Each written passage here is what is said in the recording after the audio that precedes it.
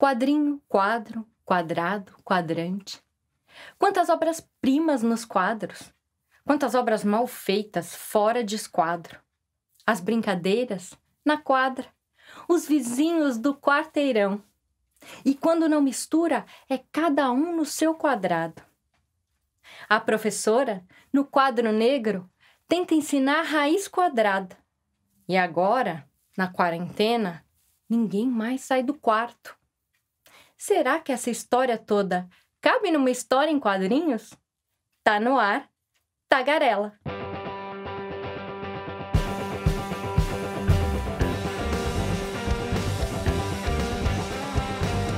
Fala, vê se explica, põe pra fora. Abre, fale, comunique, não enrola. Tá no streaming, solta o som, põe na tela qual é o texto, qual é o tom. Tagarela.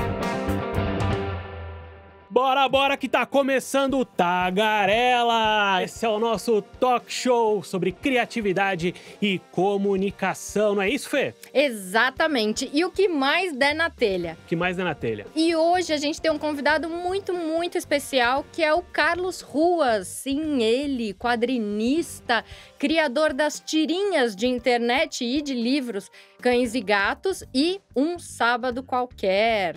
Bom, mas antes a gente tem que fazer os nossos agradecimentos. É verdade, pessoal. Então é o seguinte, vamos agradecer primeiro o Vila Studio, nosso parceiro, e também o pessoal da produtora de audiovisual Curva do Ar. Meu nome é Carlo Felipe Passi e deixa eu apresentar para vocês a bancada mais língua solta aqui da internet. Primeiro, a minha parceira em tudo, Fernanda Bassani. Olá, pessoal, tudo jóia? E agora, a gente vai falar com o nosso consultor de gestão e empresário e nosso correspondente em Portunhol, Dani Artel. Saludos a todos, amigos, desde Panamá. Boa, e o nosso doutor em filosofia, nosso filósofo especialista em chimarrão, Gabriel Ferreira.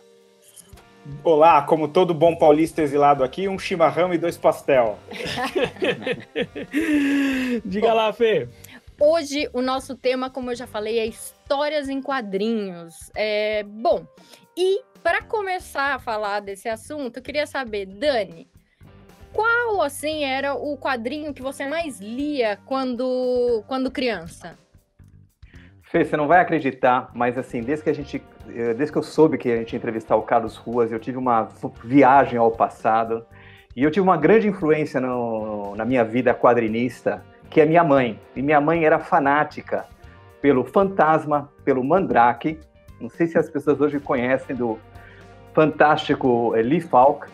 E eu lia muito isso. Óbvio que antes disso, passei por A Turma da Mônica, Maurício de Souza, que eu tive o prazer de conhecer pessoalmente, que acho que é um case brasileiro.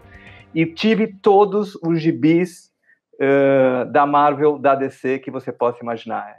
Acho que a gente fazia uma coleção que tinha armários lotados, que a minha mãe, Dona Mônica, que está vendo aí, se ela conseguir acessar o YouTube, claro, foi a minha grande influenciadora. Então, eu sou um grande fã de quadrinhos. Cara, por um segundo, na hora que você falou, não, eu tive uma influência muito grande, foi minha mãe, eu juro que eu achei que sua mãe era quadrinista. Não era, mas era uma consumidora voraz de todos os tipos de quadrinhos, na época que a gente não tinha ainda a gente falava o nome dos personagens errados, então eu falei X-Men a minha vida inteira, até aparecer no cinema o X-Men. Era tipo um lanche, né, de queijo com uma pessoa no meio, né? Bom, e agora, Gabriel, eu queria saber de você. Você acha que os quadrinhos, eles são uma porta de entrada para a literatura? Então, Fê, até ouvindo o Dani falar, eu acho que pode ser. Para mim, de certo modo, foi. Eu fui um ávido leitor de Turma da Mônica, porque lá em casa minha tia era meio contra ajudar o Império Yankee, então nunca teve muito Disney, Marvel, DC, o lance era... Quadrinhos do Fidel Castro. Isso, era Maurício de Souza valendo. Mas eu acho que um pouco essa pergunta assim, é complicado porque tem sempre uma ideia de que alguma coisa assim mais pop tem que ser porta de entrada para drogas mais pesadas, né? Então o cara começa lendo Turma da Mônica e vai ler Em Busca do Tempo Perdido. E não necessariamente, né? E nem é preciso, tipo, há um valor intrínseco na obra de arte sequencial, como diz o Will Eisner, que eu acho que vale por si, né? Eu tive, como experiência pessoal, também li muito Maurício de Souza. Eu era essa criança que lia muito, e quadrinhos, né? Comecei a ler, na verdade, com gibi, com histórias em quadrinhos, e eu esperava, assim, ansiosamente o Almanacão de Férias. Era a minha alegria a hora que eu chegava na banca e ele estava lá, né? É óbvio que esse depoimento denuncia um pouco a minha idade, mas enfim, não vamos Mas- entrar nessa Não, seara. mas tem o Manacão ainda, não tem? Da Turma da Mônica? Tem, mas eu não acho que a maioria. Não sei, tem. Tem. Você sabe uma coisa Não sei curiosa? se já era essa expectativa, assim, se é a mesma ainda. Espero que sim. Pra mim tem uma coisa bastante pessoal que para mim tem um valor muito grande, porque eu lembro a primeira coisa que eu consegui ler. E eu lembro até hoje que eu tava de castigo, meu pai ou minha mãe tinha me deixado de castigo, eu tava no quarto e eu tava aprendendo a ler, e aí eu lembro até hoje que eu tava com uma revistinha da Turma da Mônica, e a primeira coisa que eu consegui ler foi um balãozinho da primeira fala de uma historinha do Papa Capim. E eu lembro até hoje, eu tenho essa imagem de eu muito pequenininho, sentado no quarto, e a hora que eu percebi que eu consegui ler aquilo, eu lembro que eu saí correndo, saí do castigo e tal, e aí eu não lembro, mas eu acho que por conta da minha conquista, meus pais devem ter me tirado do castigo, mas eu lembro disso, aí ficou uma coisa muito pessoal, assim. Engraçado, você consegue lembrar quando você aprendeu a ler, quando você começou a ler? Não. Vocês lembram? O Dani, Gabriel, tem esse... Eu lembro só que eu fui humilhado publicamente porque eu li uma coisa na escola e aí saíram andando comigo, era uma manchete de jornal e eu lembro que tinha a foto do Sarney. Isso denuncia a idade, Fernando. E aí eu tinha 3 anos. E aí me fizeram sair lendo pela escola, tipo, a mesma manchete de jornal, que devia ser alguma coisa relacionada com o bigode do Sarney, porque eu lembro que tinha foto bem grande dele. Mas foi essa a minha experiência traumática. Eu não lembro, eu lembro mais a experiência escolar, lembrando agora, nesse momento, não vou também, com certeza vai denunciar a idade, a cartilha de Thalita, que era a cartilha que eu aprendi a ler, que era o básico Vovô Viu a Uva e tantos outros. Eu acho que o primeiro poema que eu li foi Cecília Meirelles, ou Isto ou Aquilo, e esse tipo de lembrança que me vem à cabeça. Não me vem os quadrinhos, não. Ela tinha acabado de lançar... Deve ser, né? A gente era contemporâneo. Bom, gente, então vamos agora chamar ele, criador do Um Sábado Qualquer, Cães e Gatos, Mundo Avesso, Quer Que Desenhe, ganhador do prêmio HQ Mix, né? Que é o Oscar do quadrinho brasileiro. Vem, Carlos Ruas!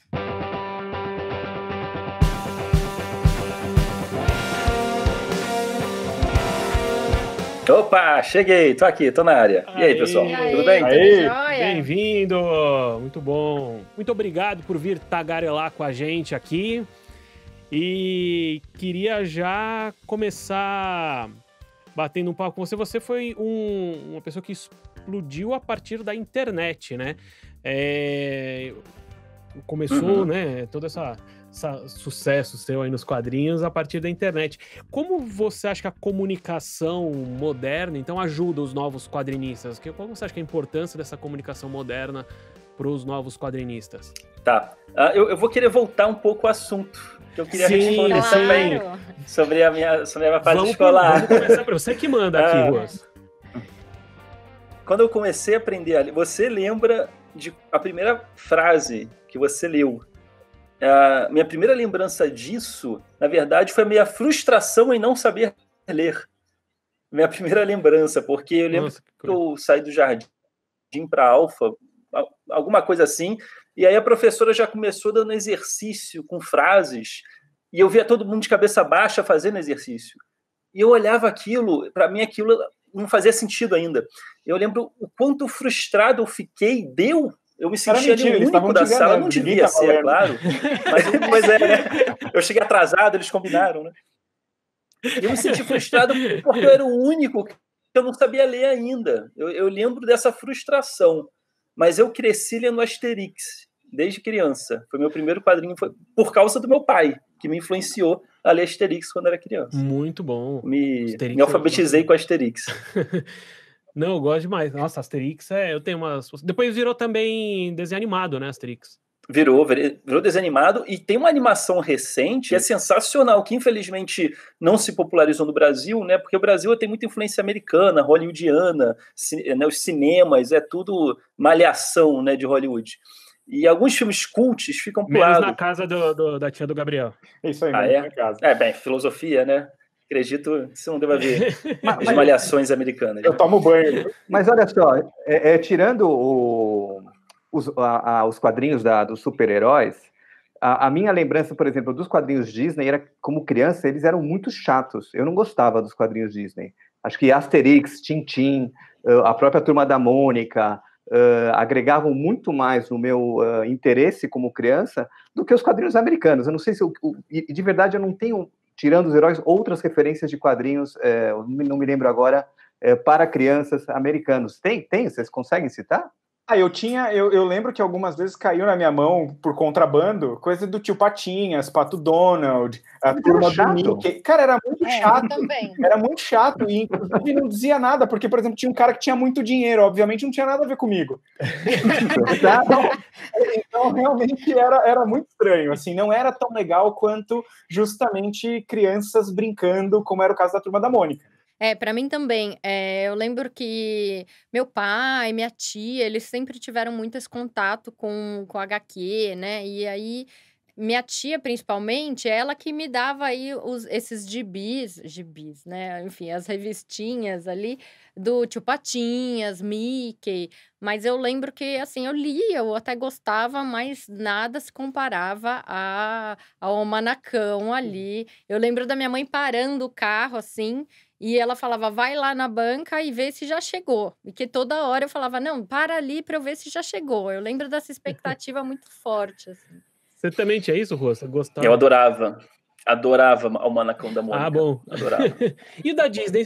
Que engraçado, isso eu também tinha. Eu não gostava muito dos gibis da Disney. Você tinha isso também? Eu gostava do Looney Tunes, Pernalonga. Dava de mil na Disney. Pernalonga, Patolino, o Looney Tunes pra mim dava de 1000. Mas então, a gente tá falando sobre a internet, né? Começando a puxar esse fio do novelo aí. O que você acha sobre a internet nessa fase? Desculpa, voltando à pergunta inicial agora. Aqui não tem lógica nenhuma essa conversa, fica tranquilo. Certo. Então, vou começar. Aí, tudo bem. Eu vou começar tagarelando. Qual foi a pergunta inicial? De que você estourou a partir da internet, né? Então, qual a importância da internet para os novos quadrinistas? Para mim, a internet foi revolucionária para os novos quadrinistas, porque o mercado de quadrinho ele é muito pequeno no Brasil. É muito pequeno, você conta no dedo. Né? Ainda mais se você voltar para os anos 80, 90, você conta no dedo, nem chega a 10. Então, é um mercado muito pequeno. Até porque, na época em que o único veículo para divulgar quadrinho era o jornal, praticamente, ou era o gibi, ou era o jornal, a banca de jornal era o único veículo para propagar essa palavra. O consumo de quadrinhos é alto, não é, no Brasil? Sim, o consumo é um bom consumo. Não chega a ser um consumo americano de mercado de quadrinho, mas ele cresceu bastante ultimamente. E aí vamos voltar para a internet, a importância da internet. Porque antes, para você conseguir entrar numa mídia jornalística, você já tinha que ser um cara que já passou por bastante estrada, né? Você não chegava lá com 18 anos, com 15 anos, né? Até porque tinha um chargista no jornal e geralmente era um cara mais velho. Então, assim, você muito novo para trabalhar com desenho era uma coisa mais complexa nesse setor. E a internet veio para fazer com que você, recém-formado, você na escola ainda, através da rede social, você conseguir propagar o seu trabalho e às vezes você ganha 1000 likes numa tirinha, é uma puta revelação e quando vê o cara tem menos de 18 anos. Então a internet, ela democratizou mais a divulgação do trabalho das pessoas. Então hoje não está limitado a 4, 5 mídias jornalísticas e você conhecer os quadrinistas dessas mídias. Qualquer um que ganhou poder de palavra na internet, isso tem um lado bom e um lado ruim, mas também ganhou a possibilidade de expor o seu trabalho, expor a sua arte. E assim a gente consegue um leque, um espectro muito mais grandioso e bonito e uma filtragem muito mais interessante de uma ótima safra de artistas brasileiros. Então, hoje você conhece um monte de quadrinistas que eu nem consigo mais contar no dedo. A CCXP, que teve ano passado, eu espero muito após o apocalipse passar, mas a CCXP tinha 400 mesas no Artis Alley, maior do que a Comic Con San Diego. Nosso hall é muito maior que o deles. E cada mesa com 2 artistas, 2 quadrinistas. Então, olha só, né? Dos anos 80 até aqui, quanta coisa mudou. E isso graças à internet. Eu ia perguntar, né? Os artistas da CCXP, a maioria da internet, né? Vindo pela internet, né? A maioria. Hoje em dia, sem internet, você não divulga seu trabalho. Então fala pra gente, Ruas, como você começou, né? A gente sabe que foi pela internet, mas antes de você ser quadrinista, você era designer, é isso? Sim, eu falei de um modo geral do mercado de quadrinho, mas se for focar mais em mim agora, eu comecei como designer, trabalhei numa empresa de publicidade durante 2 anos, e eu tinha um hobby que era fazer quadrinho, isso desde criança, como eu estava falando no início, a influência do meu pai em fazer o Asterix, e eu sempre desenhava, desde, sei lá, quando tinha fraldas eu já desenhava, eu gostava de criar história em quadrinho, criava jornaizinhos cômicos, eu fui o ilustrador do jornalzinho da minha escola, então eu sempre tive conectado com o desenho e com a criatividade. Minhas carteiras escolares ficavam lotadas de desenhos, de uma ponta a outra, meus livros escolares, não dava para doar, infelizmente, porque eu desenhava o livro todo. Então eu sempre tive um prazer imenso em desenhar e criar, né, as 2 coisas juntas. E quando eu estava nessa empresa, você acaba se focando um pouco mais no que dá dinheiro, arte conceitual para empresas. Eu trabalhava mais nessa área, criando conceitos. Eu sou um designer gráfico, eu crio conceitos gráficos para uma empresa que vai fazer material de distribuição, que vai fazer panfleto, que eu não tenho uma marca, quer ter uma marca, quer fazer um folder, etc, etc. E aí começou a me dar aquela saudade nostálgica, porque eu já estava uns 2, 3 anos sem criar mais nada, né? Você vai cortando as suas asas quando você vai pensando em, não, tenho que ganhar dinheiro, tenho que me formar nisso, tenho que... Né? E aí acaba que você vai podando aqueles hobbies que você tinha. E eu pensei, poxa, eu sou saudosista com relação aos quadrinhos que eu fazia. E eu pensei assim, poxa, hoje, eu estava com 23 anos na época, isso tem mais de 10 anos. Eu pensei, eu vou criar um quadrinho conceitual do zero e assim, que eu quero mostrar para o mundo esse quadrinho, não vai ser uma coisa mais para mim. E um sábado qualquer saiu de primeira. Ele nasceu em poucos dias, eu comecei a pensar na questão religiosa, mitológica, vou brincar com os deuses, era um tema que eu gostava. Você ia fazer uma pergunta, Carlos? Foi uma iluminação divina. Foi uma iluminação divina. O Dani falou que foi uma iluminação divina. Mas foi tipo isso, sabe? Eu tenho contatos. Eu tenho celestiais. Se vocês quiserem, a gente dá um jeitinho. Falar né? com um, pode falar com os outros, né? Vai no bar, fala com todo mundo. No dia do seu juízo final, você fala assim, Deus, eu conheço o Carlos Ruas, né? Que isso aí já te dá uns pontinhos a mais aí de fé, né? Pra você ter uma nuvenzinha, 1 metro quadrado de nuvem maior, uma harpa mais... Com uma vista melhor, né? E a gente nem comenta que você também conhece o Lucy, né? Mas aí a gente não fala dessa parte, a gente fala só dos deuses mesmo, a gente fica... Mas dependendo, quem quiser... vai saber para onde a gente vai, né? Eu, por exemplo, não estou muito certa. Eu acho que hoje vai ter muito evangélico indo para o inferno e muito roqueiro indo para o céu. Eu acho que inverteu muita coisa. Ninguém vai estar feliz. Gabriel. Diga lá, Gabriel, você falou alguma coisa? Não, eu ia falar, o bom é ter contato, seja lá para onde você for, né? Mas, o Ruas, e isso, tipo, pegando um pouco esse gancho do que a Fê também comentou e do processo e tal, eu comecei citando no começo da nossa conversa o conceito do Will Eisner, que depois ficou razoavelmente comum aí de entender quadrinho como arte sequencial. Né? Inclusive ele fala até do próprio cinema, que o negativo do cinema, antes de ser projetado, não deixa de ser uma história em quadrinhos, né? Uhum. E aí só que a minha pergunta para ti, assim, o que você pensa dessa pretensão ou dessa vontade que sempre há de aproximar quadrinho e arte? Mas eu quero fazer uma pergunta um pouco invertida sobre isso, assim, o que os quadrinhos ganham em a gente fazer essa aproximação em relação à arte? Por que esse desejo?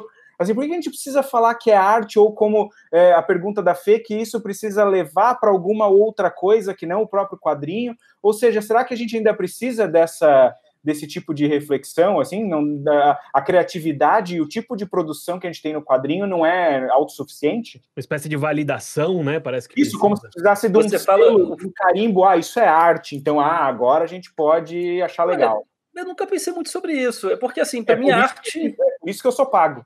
Tá certo. Eu acho que, assim... Oi, tá gostando do episódio? Não deixa de dar um joinha aí e se inscrever no canal para dar aquela força, tá? Vai lá. Vai lá. Valeu, obrigado, hein?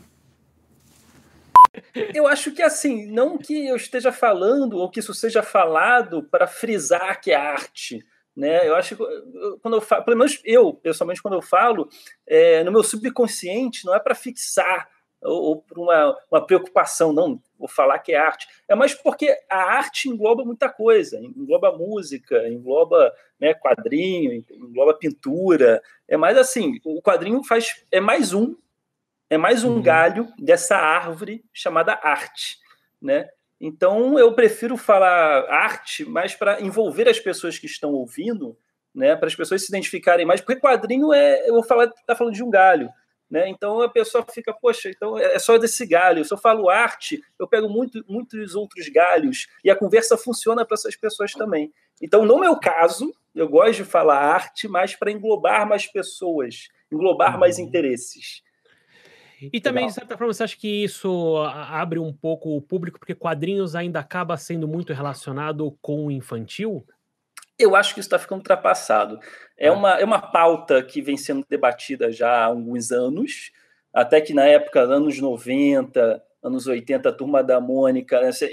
Assim, eu entendo pessoas daquela época, porque o quadrinho nacional era infantil, né? O quadrinho para adulto era mais importado, e só que assim, a coisa cresceu num nível absurdo. E o quadrinho ele é apenas mais um veículo. O que eu quero dizer, você pode fazer um desenho para criança, né, um desenho animado, você pode fazer um desenho para adulto. Você pode fazer um quadrinho para criança, você pode fazer um quadrinho para adulto. Né? Então, o quadrinho ele é um veículo para chegar até você. Mas o conteúdo que você vai colocar que vai definir qual a idade da pessoa que vai ver. Então, não é que quadrinho seja para criança. Quadrinho é uma forma e você decide para qual público você quer passar a sua mensagem. E se a gente continuar no crescimento do público de quadrinhos, né, esse crescimento do mercado nerd aí também, eu acho que a gente vai provavelmente chegar um momento que vai inverter, né? Não sei se já inverteu, mas a gente vai ter mais quadrinho adulto, muito mais produção de quadrinho adulto do que infantil, porque eu sinto essa corrente, né? Falando de mercado, de público-alvo, diga aí, Dani, puxa uma. Eu não conhecia muito o seu trabalho e aproveitei a oportunidade para me debruçar sobre isso, junto com meu filho, que tem 16 anos, e foi muito divertido. E eu vi alguns vídeos seus no YouTube, como Carlos Ruas, e vi alguns vídeos das tirinhas, né? Okay. E aí me surpreendi, porque eu tinha um preconceito, não é preconceito, a minha experiência de quem sempre leu quadrinhos, quando vê a coisa indo para o vídeo, sempre foi decepcionante. É como, eu não imaginava o personagem assim, eu não gostei daquela voz, acho que a dinâmica ficou forçada, e de verdade eu gostei muito do que se faz hoje no YouTube. Fiquei vendo os heróis da Marvel contra o Pastor, fiquei vendo os bastidores do Mar Vermelho, e me diverti, a gente riu muito em casa. E aí a pergunta é assim, os quadrinistas do passado, eles se focavam na sua comunicação através dos seus cartoons, né? Eu não consigo imaginar o Maurício de Souza com seu canal de YouTube, fala galera, você tem que me curtir, né? Parece que são talentos e propostas de comunicação diferentes. Como é que é isso hoje? Quer dizer, essa questão de você sair não só de trás das câmeras com o seu trabalho, botando ele em vídeo, mas também se colocando você como um personagem, explicando como é que os antigos faziam para ir no banheiro, limpar e a bunda. Como é que os antigos limpavam a bunda? Né? Papel higiênico não existia no Egito. Então, assim, em termos de comunicação, é uma grande confusão, uma grande mistura, e nem sempre os talentos se comunicam. Como é que é isso? É complicado isso, porque hoje você tem que se virar nos 30, você tem que fazer malabarismo enquanto frita um ovo, enquanto... Tem que né, limpar a bunda sem papel higiênico. Porque o mercado pede isso. Né? Então, assim, eu sou artista e empreendedor. Eu fui obrigado a ser empresário. Né? Eu comecei sendo artista, meu trabalho começou a dar certo, só que para a sua arte funcionar, você tem que empreendê-la. Então, para mim, mente quem coloca arte e empresário como dois opostos. Na verdade, eles estão muito próximos um do outro. Você não quer viver da sua arte? Então você vai ter que empreender ela. Então essa coisa daquele artista que toca cumbaiá na fogueirinha e queima dinheiro, não, isso aí não funciona. Só funciona em São Tomé das Letras. Só funciona, sabe, nesses lugares assim, sabe? O artista, ele gosta de ver seu trabalho aparecer. E para o seu trabalho aparecer, você tem que ter marketing, você tem que ter assessoria de comunicação, você tem que entender a cabeça empresarial. Você não pode torrar seu dinheiro, queimar seu dinheiro porque você tem um desejo, você tem um sonho, mas você não planejou, você não sabe se o mercado quer isso, entende? Senão vai tudo pro ralo. Então, eu tive que aprender, eu tive que me adaptar às tendências. Então, assim, o YouTube é uma rede muito forte, principalmente para as crianças hoje. Então, tipo, se o Maurício de Souza hoje quisesse fazer quadrinho para criança, ele teria que dar um jeito de aquilo funcionar no YouTube. Senão, ele não ia ter sucesso. Isso hoje, né? Se ele fosse adolescente hoje, estivesse começando. Isso eu quero dizer, né? Sim. Então, assim, eu amo fazer quadrinho. Eu amo. É minha área favorita. Mas eu tenho que aparecer também na TV. Eu tenho que aparecer no vídeo. Hoje, o adolescente, a criança, ela quer ter um contato mais próximo com o artista. E você vê todos eles fazendo isso. E o artista que não faz isso vai ficando para trás. Vai saindo do mercado. Né? E eu não quero ficar para trás. Né? Eu sigo os passos do Maurício de Souza, que hoje ele montou um império. Ele tem um prédio só para o trabalho dele, né? Que é a Turma da Mônica Produções. Então, e hoje, como é que eu faço para chegar nesse patamar? Então, você tem que estar dentro, você tem que estar surfando nas ondas do que o mercado está pedindo, do que o mercado está querendo. Então, eu me divido entre o artista e o empresário. Não é que eu não goste de aparecer no YouTube. Assim, não está em primeiro lugar. Né? Meu primeiro lugar, eu ficaria trancado no meu quarto desenhando o dia todo. Mas eu tenho que fazer vídeos também. Então, eu vou pensando, como é que eu seria aparecendo em vídeo? Né? Eu sei que eu não posso fazer que nem essas pessoas que estão se candidatando a vereador. Oi, eu sou o Paulinho da Força, vote 29, e é isso aí. Na TV, você não pode ter esse comportamento. Aparecer, né? Pois é, você tem que falar, Paulinho da Força, 29, vote bem, Paulinho da Força. Você tem que ser um pouco mais... incisivo, de leve. Por o pessoal dançando, assim. Mas é isso, a gente tem que se adaptar, a gente tem que saber, a gente tem que... Então, eu tento fazer essa adaptação, eu tento me descobrir no YouTube, eu não quero aparecer no YouTube com desprazer. Eu quero aparecer com prazer. Então, qual que é o prazer? Eu uso duas regras que eu acho importantes. Uma é entretenimento. Eu trabalho com humor. Então, os vídeos que eu faço, eles têm que ter humor. Eles têm que ter uma pitada. Humor é um tempero que não pode faltar na comida para você absorver a mensagem. A comida, eu digo, é o gosto em absorver a mensagem. Né? Acho que deu para entender a metáfora que eu fiz. Sim. E o humor é um tempero que funciona em qualquer país. Qualquer país vai gostar desse tempero. Então, para mim, tem que ter entretenimento. A pessoa tem que se divertir. E o outro tem que ser acrescentador. Eu não quero só ouvir também só besteira, e aquilo não me acrescentou em nada. Então eu tento passar conhecimento, tipo, como os antigos limpavam a bunda, por exemplo, que foi um vídeo que eu fiz, eu falo sobre civilizações antigas, na verdade.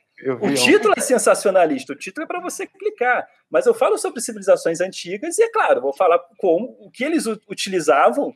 Né, na Roma Antiga, era um espeto com uma esponja na ponta. Eram banheiros públicos, com vários buraquinhos, né? Você podia socializar com seu amiguinho do lado, e tinha esse gravetinho com uma esponjinha, e um córrego pequenininho passando no chão. Você molha a esponjinha no córrego, limpa, porque alguém usou antes, né? Você não leva a sua de casa, é público, e limpa a sua bunda e bota ali na aguinha de novo. Olha, maravilha. São curiosidades. Você tem entretenimento. Vou tentar depois. Antes esponja... Olha, esponja deve ser mais macio que papel. Eu acho que eles estavam à frente. Ô, Ruas, você falou agora nessa questão de acrescentar, né? E usar o humor, né? Usar o humor. Sim, e aí, sim. isso tem a ver com uma pergunta que eu queria te fazer.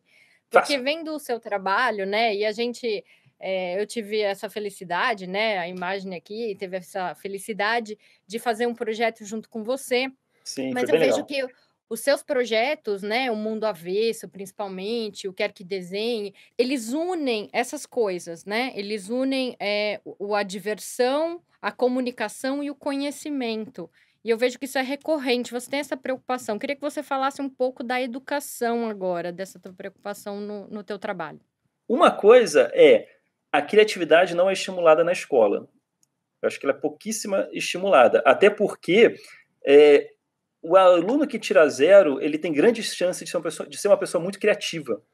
Eu não sei se vocês já viram esses memes que rolam às vezes pela internet de um dever de casa e o aluno sacaneou o dever. E você riu pra caramba. Tipo, indique o X da questão. A pessoa Faz uma faz setinha. uma seta pro X. O X tá aqui, né? Na pergunta tem qual o X da questão. Então, assim, você fala, cara, que sacada genial. Ele tirou 0, mas ele vai ser um ótimo publicitário. Ele vai ser um ótimo designer.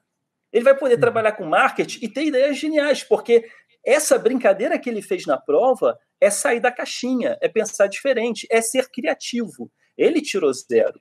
Ele vai ser reprimido por ter sido criativo. Então, eu acho que, assim, é claro, a escola ela tem que educar o aluno em um sistema que foi passado, governamental, não tem a proposta da criatividade. Então, eu acho que a gente tem que tomar muito cuidado para não perder essa essência. Para não perder essa essência de você continuar fazendo a setinha no X. Sabe? Tomem cuidado para não perder essa essência, porque a criatividade está aí. A criatividade está aí. E quando eu tento ter uma ideia, eu tento pensar como criança. Porque as crianças são absurdamente criativas. Né? Quem tem filho, às vezes eles fazem perguntas que te colocam, que com os seus 50 anos na cara te coloca contra a parede. Entende? E por que a gente perde essas perguntas? Ver o mundo dessa maneira? Então, quando eu tenho ideia, eu tento pensar, eu tento eliminar tudo que foi construído na minha cabeça, ideologias culturais, políticas, assim, para mim paredes falam, armários falam, tudo é possível. Se sem querer eu esbarro na mesa, eu peço desculpa para ela, imagino ela respondendo. Eu tento me forçar a viver num mundo desanimado, porque isso ajuda eu a ter ideias, né? A não ficar num quadrado. Sim. Isso é respondendo a primeira coisa. E eu tento sempre nos vídeos que eu faço, por exemplo, o Quer Que Desenhe, que é um canal que ele está parado ultimamente, porque eu tenho que me focar mais num sábado qualquer, mas as animações que eu faço para o Quer Que Desenhe era tentar criar através do entretenimento e de passar conhecimento um universo divertido no YouTube para a criança aprender. Né? Eu já estou mudando o assunto, não sei se vocês queriam falar alguma coisa. Mas é ótimo, é ótimo. Eu Eu estou achando muito inteligente a questão da educação para a criatividade e a criatividade para a educação, né? Eu acho que é bem interessante esse caminho. Pois é. Então, assim, eu entendo que o sistema escolar, né, ele tem um recreio, que o recreio seria a hora feliz, né, a hora de se divertir. Né? Ou seja, cria na sua cabeça que aquilo é uma coisa chata, você é obrigado a aprender contra a sua vontade. Você, infelizmente, eu quero deixar claro que eu não estou criticando a escola em si, ela faz um papel muito importante educacional, né? Mas, ao mesmo tempo, existem umas certas consequências por causa do método. O método é aprendizado diário, não importa se você está cansado, se você não está, se é isso que você quer, se é o período certo, se é o método melhor para você, não existe um acompanhamento individual. Então, para algumas pessoas, aquilo vai se tornando uma tortura, e a gente vai ficando achando chato aprender. E eu tento fazer com os meus vídeos, eu tento virar essa mesa, eu tento mostrar o quanto é divertido aprender. Tipo o mundo de Bikman, né? Claro que eu não tenho dinheiro para fazer uma produção mundo de Bikman, mas o que eu tenho nas minhas mãos é animação. Então, através de animações, eu tento explicar a seleção natural de Darwin em 5 minutos e com animação, passando conhecimento sendo divertido. Sabe? Eu tive um retorno muito positivo de alunos que viram e falavam, caramba, consegui aprender. Uma coisa que demora, às vezes, 2 meses para aprender na escola, em 5 minutos você consegue ensinar. Por quê? Foi divertido, porque a criança ela quis aprender. Isso é muito importante, você querer aprender. Ela estava aberta a isso, né? E era o campo de futebol dela, ela estava jogando em casa, era rede social, ela se diverte com os amigos no YouTube. Então, assim, tira um pouco daquele ambiente que ela está acostumada a ser uma coisa mais chata e muda o ambiente. Em 5 minutos você consegue ensinar uma coisa que ela não estava aprendendo em 1 mês, entende? Então, a minha contribuição para o Quer Que Desenhe era essa. E é engraçado, né, Dani, até falando rapidinho com você uma coisa de desenvolver o pensamento criativo nas empresas, e é curioso mesmo, né? A gente passa isso que o Ruas falou de você, a criança que acha o X ali na própria pergunta e leva um zero. Então, assim, de certa forma, a gente vem durante anos limitando a criatividade para daí depois ter que pagar um absurdo para vir um coaching explicar como que a gente desenvolve pensamento criativo dentro da empresa, né? Peraí, pagar um absurdo não. Primeiro que paga um preço justo. Vamos defender meu lado. Eu também acho, é um preço justo. Vamos com calma. Segundo, não que é isso. E eu acho que tanto as escolas e as empresas em geral, elas têm o paradigma da resposta. Né? E eu adorei a história do Carlos, que assim, e como o mundo tem mudado, e fala, eu tenho que me adaptar. Né? Imagina assim, eu me especializei em desenho, eu quero fazer desenho e pronto. O mundo não é assim. Né? Não é uma caixinha de matéria atrás da outra. Você tem que ser multidisciplinar e daqui 3 anos muda de novo. Né? O que a gente está fazendo hoje, se a gente não mudar, já era. E a escola, parece que ela, e muitas empresas acreditam nisso, ela tem o formato de receita. Faça isso, estude desse jeito, que você tira 10, e isso vai te levar à universidade, é a fórmula do sucesso da vida. Gente, a gente está no século XXI, com o coronavírus, acabando com vários paradigmas, não sabemos o que vai acontecer, tem aquecimento global, as soluções são muito complexas, e se a gente não aprender e desenvolver a capacidade de pergunta e ter essa capacidade de falar, eu não vou fazer só o que eu gosto, eu vou fazer com a base no que eu gosto, mas eu vou ampliar os meus prazeres, né, para uma demanda de mercado, para eu me desenvolver, esse é o profissional do futuro, é o profissional do presente já. Né, e não parece que a gente está acertando isso nem nas escolas e também, infelizmente, muitas empresas parecem que acham que tem uma fórmula olhando para trás, não para frente. Pois é, e sabe, Ruas, quando a gente se conheceu, né, isso me chamou muito a atenção em você, que eu gosto muito dessa coisa do artista, lógico que ele tem a parte artista, a parte ali criativa, mas eu acho que é fundamental a preocupação com o público, e eu fico muito brava, eu reforço isso porque eu fico muito brava quando eu vejo um artista que só se considera na sua arte, e ele esquece, né, o mundo, ele abstrai o público. Eu acho que a arte é uma troca, né? Ela é feita através de comunicação, então é uma troca. Então tem uma mão dupla aí, você tem essa preocupação, que isso eu achei muito interessante desde o começo, e essa preocupação mercadológica também. Enfim, acho interessante você ter essa preocupação. Eu lembro que você até citou o Maurício de Souza, e aí você falava que você foi atrás e falou que ele se dedicava meio período à criação dos quadrinhos e meio período à venda, à parte comercial, e que você tomou isso muito para você, né? Então, acho muito legal isso do teu trabalho. Então, eu estava ouvindo você falar sobre educação e eu sou professor há 13 anos agora, e eu lido ali todo dia sou professor universitário hoje, mas já dei aula, eu já dei aula de filosofia para pré, numa classe só de chineses, que ninguém falava português, então isso é uma história para outro dia, mas é uma fusão interessante aí de coisas que você falava e experiência educacional, mas tem um lado bem assim que eu queria ouvir de você também pelo seguinte. Tudo bem que, de certo modo, filósofos são os caras que nunca crescem, que nem você disse, porque é os caras que continuam adulto fazendo aquele tipo de pergunta de criança, né? Por que o sol nasce a leste e se põe a oeste? Por que as pessoas morrem? Por que o céu é azul? Assim por diante. É só o cara que não tem vergonha de continuar fazendo as perguntas de criança. E essa sua perspectiva é bem legal. Mas, por outro lado, a gente vê, e não só no lance de quadrinho adulto, não estou nem falando em coisas tipo Watchmen, ou nesse tipo de quadrinho, mas até no uso de quadrinhos para algumas coisas, há uma espécie de inclinação, assim, geralmente, para transformar o quadrinho também numa coisa, de certo modo, engajada. Ou seja para determinadas visões do próprio artista, seja para política, seja para denúncia social, ou seja para crítica disso ou daquilo. De certo modo, isso também aparece um pouco no teu trabalho. Então, a minha questão era assim, se por um lado você quer cultivar e cultiva de um jeito bem legal essa dinâmica com as crianças, como aparecem, na verdade, coisas que você pensa como Carlos Ruas no teu trabalho? Legal a pergunta. Então, o senso crítico. Muitas das tirinhas que eu faço, eu coloco perguntas escondidas, que eu acho muito interessante, não só a pessoa rir, mas ela refletir. E o meu senso crítico começou com Chico Buarque, quando eu era criança. Mais uma vez, influência do meu pai. Meu pai é um puta intelectual, sabe? Eu tenho... meus pais são divorciados e eu vejo meu pai pouco, né? Mas os poucos momentos que a gente esteve junto e que estamos juntos são muito, muito proveitosos. Só para você ter uma noção, meu irmão, eu tenho um irmão 10 anos mais novo. E a gente estava de carro, meu irmão mais novo é por parte de pai, então ele mora com meu pai 24 horas por dia.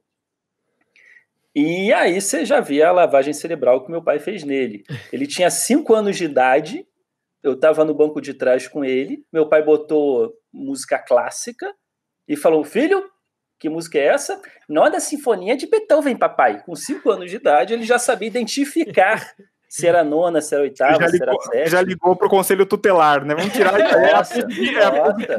Denúncia. E por que eu estou dando essa introdução? Tá, Chico Buarque. E meu pai foi o primeiro a me apresentar o Chico Buarque. E ele me explicou. O mais legal é não só você ouvir, mas você entender o contexto da época e ter alguém para te explicar, te pegar pela mão, essa música é por causa disso. Porque o Chico Buarque, ele camuflava muita coisa, principalmente na época da ditadura. Você não podia falar abaixo o governo, né? Você não podia criticar, né? Então você escondia a sua crítica na música, né? Apesar de você amanhã de ser outro dia. E eu, quando eu era criança, eu ficava, uau, que legal! E a censura não percebia o papai. Então aquilo me encantava essa mensagem escondida, entende? Essa crítica oprimida que você tinha que disfarçar de bolo, mas a mensagem importante estava ali dentro daquele bolo. E assim surgiu o meu senso crítico. A partir daí eu comecei a entender charges críticas, eu comecei a entender quadrinhos críticos. E quando eu comecei os meus, eu quis muito fazer isso. Porque é legal ter um quadrinho humorístico, mas quando você coloca junto com humor a crítica, fica muito mais saboroso.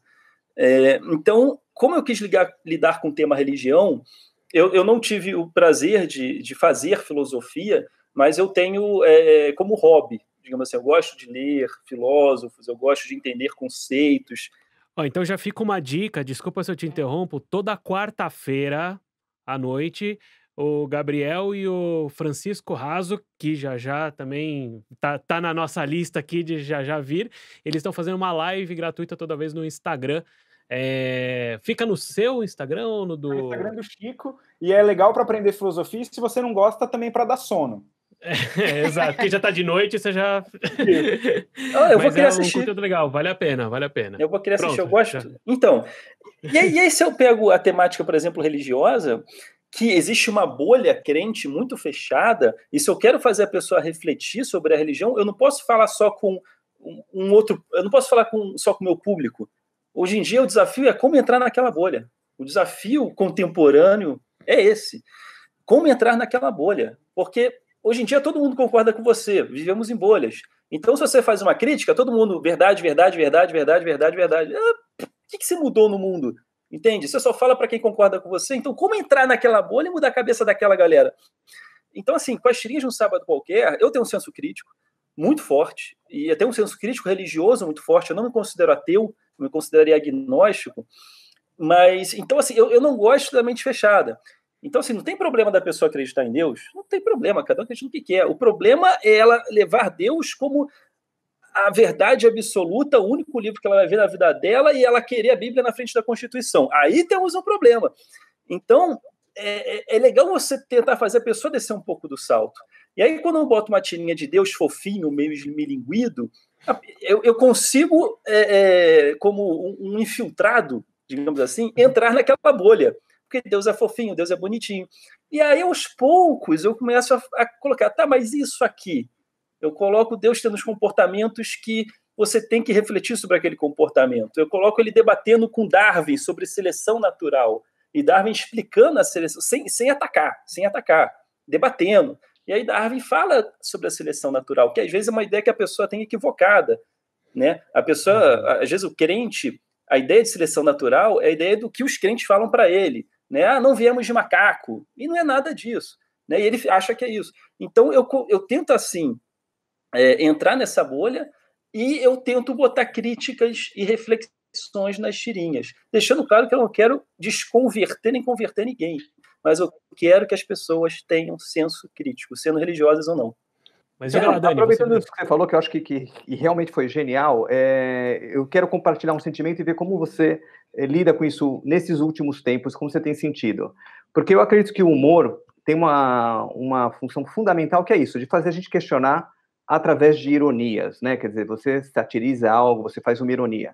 Mas o que eu tenho sentido, e eu gosto de provocações, e sou um provocador ocasional no meu Facebook, é que a gente hoje tem que escrever assim, contém ironia no comentário. Você faz a ironia e você tem que explicar, contém ironia.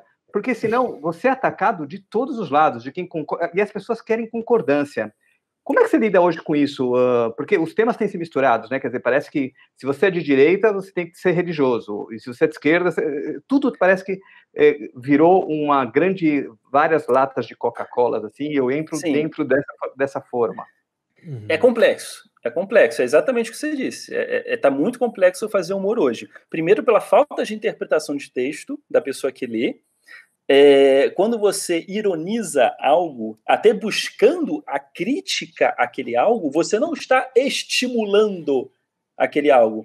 Porque, às vezes, só de você botar o tema na piada, a pessoa já fala, você está estimulando isso. Não, você entendeu o que eu disse? Né? Então, as pessoas estão muito sensíveis também. E são temas delicados hoje. Então, tem essa questão, sim, que eu acho que é um debate pobre, quando a pessoa te julga se é de esquerda, de direita, tem um saco que é pensamentos esquerda, um saco que é pensamento de direita, ela acha que o mundo se divide nisso, e dependendo do que você disse naquela frase, a pessoa já te taxa. E tudo que envolve, que está dentro daquele saco, você já é aquilo, ele já te pintou de vermelho, então você é comunista, ele te pintou de azul, você é um liberalzinho de bosta. Então, tá complicado hoje. Cadê o centro? Cadê o debate?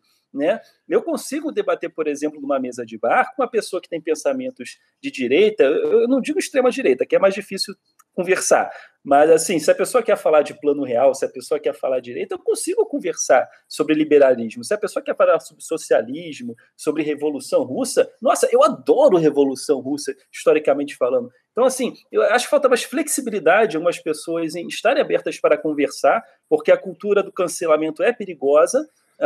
Você não pode cancelar seu amiguinho, né? Porque isso facilitava você atirar no outro na guerra, né?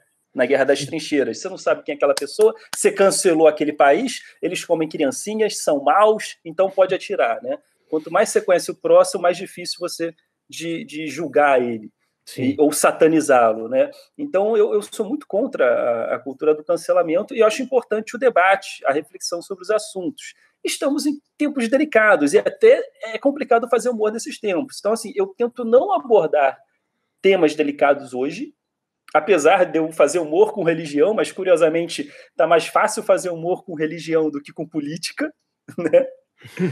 Estranho isso. E eu tento me adaptar às mudanças.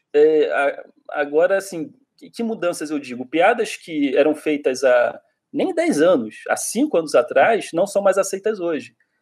Não que as pessoas que faziam piadas há 5 anos atrás devem ser julgadas. Era uma outra cultura, era outro tempo de aceitações diferentes, né? Então, tipo, piada dos Trapalhões, da escolinha do seu Raimundo, que gerações riram deles, é de se compreender que algumas piadas não são mais aceitas. É importante compreender isso e você se adaptar ao que é aceito hoje. Eu acho importante também ter essa adaptação. É curioso, meu trabalho tem 10 anos e tem tirinhas de 10 anos atrás que eu não faria hoje. Não por medo, mas por compreensão, por ter entendido né, razões e motivações atuais. Mas são tempos delicados. Com certeza. Legal. Só uma coisa sobre isso, Carlos. Então, você não acha que quando a gente vai compreendendo essas mudanças que você foi falando, a gente perde, e aí você vai se adaptando a essas mudanças, né? Como você falou, tirinhas que eu fiz há 10 anos, hoje eu não faria. Com essa aceitação progressiva, a gente não perde, eventualmente, a possibilidade de, inclusive, ter espaço para fazer uma autocrítica? Ou seja, bom, a gente hoje não aceita mais aquela piada de 10 anos, mas você acha que será que a gente está certo por causa disso?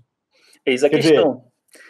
Talvez daqui a gente vai se adaptando, a gente perde a possibilidade de fazer autocrítica, de olhar, talvez a gente não seja assim a última Coca-Cola do deserto, né? Talvez há 10 anos eles estivessem certos e eventualmente nós não.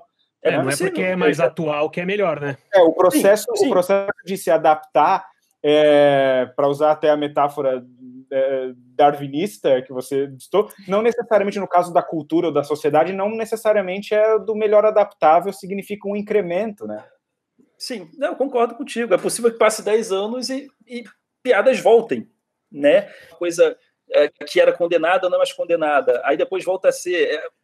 as gerações, elas mudam muito, né? E o aceitável ou não também muda. Então, é uma questão complexa. Eu nem sei se eu me atrevo a responder essa pergunta, porque é desconhecido, né? Eu concordo com algumas coisas de hoje. Vamos ver se você se atreve a uma melhor, então. Vamos fazer uma melhor, então. Opa! Uma bem fácil, tranquila, para você ficar sossegado de responder. Que a gente paga aqui um tributo, por assim dizer, a um programa que todo mundo aqui gosta, que era o Provocações, do Abu Janra, e você já deve ter visto, ele sempre acabava com uma pergunta, né? E, basicamente, nessa parte, a gente é bem pouco criativo, decidiu copiar mesmo e fazer uma pergunta dessa, bem provocativa. Então, já que você não se atreve a essa. Carlos Ruas, o que muda o mundo? O que muda o mundo? Uma de cada vez para não tumultuar. O que muda... Nossa, é difícil assim a queima-roupa, né? O que muda o mundo? Olha, eu acho que se eu falar pessoas vai ficar meio clichê. Eu acho que o senso crítico. O senso crítico muda o mundo. Porque a mudança não está, às vezes, na maioria. Einstein revolucionou a física sozinho. Mas acho que o senso crítico que faz, através, por exemplo, do método científico, que faz a pergunta atrás de pergunta fazer com que o homem chegue na Lua, né? Então, a certeza, para mim, traz estagnação. A certeza traz estagnação. A pergunta traz progresso. É isso. A pergunta faz o homem chegar na Lua. Então, pergunta atrás de pergunta, sempre seja curioso. Cava para saber. Isso vai trazer progresso. E isso, graças ao método científico. E isso, graças ao senso crítico. Então, acho que acima de pessoas, o senso crítico que muda o mundo. Ruas, sem palavras para dizer o quanto a gente está agradecido da sua presença aqui. Você é uma pessoa que a gente admira não só profissionalmente, artisticamente, mas é uma grande pessoa que é sempre muito bom ter por perto, uma pessoa que inspira muito. Então, muito obrigado mesmo pela sua presença. Quer deixar algum último recado? Passar seus canais aí? Diga lá. Bem, agradeço o convite de vocês, foi um prazer falar com todos vocês, conhecer o Dani, conhecer o Gabriel. Quem sabe a gente converse mais aí numa mesa de bar. E, bem, quem quiser conhecer melhor meu trabalho, acessa Um Sábado Qualquer, @Um Sábado Qualquer, bota no YouTube Um Sábado Qualquer, essa é a frase mágica, Um Sábado Qualquer, em qualquer rede social que você vai me encontrar. Show de bola, então espero que a gente se encontre aí num sábado qualquer, Isso. né, Fê? Exatamente, brigadão, Ruas, valeu. Obrigado e até a próxima então, pessoal. Valeu, até mais. Tchau, tchau. Tchau, tchau. E esse foi o Tagarela. Obrigado por estar aqui com a gente. Acompanha o nosso programa lá no YouTube. Se inscreve no canal para dar aquela força. A gente também tem a versão em podcast no Deezer e no Spotify. Vem tagarelar sempre com a gente. Valeu!